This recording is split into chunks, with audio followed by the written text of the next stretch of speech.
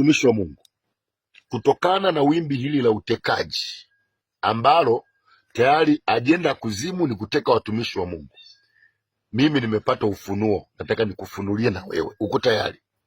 Unapokuwa mahali pa kuomba, ndugu yangu, usiache kuwa na nini, na self defense. Unakuwa na self ni defense. Sikufundishi kuua, sikufundishi kuua, na kufundisha ufahamu.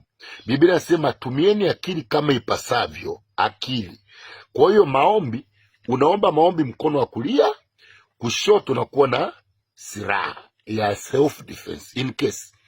Unaona hii kitu, hii ni ya ile kitu ya Petro ile, kwamba in case imetokea ukatekwa, basi na wewe unaweza kaondoka na nini na sikio, angalau, maana unatekwa. Hapa issue ni kutekwa.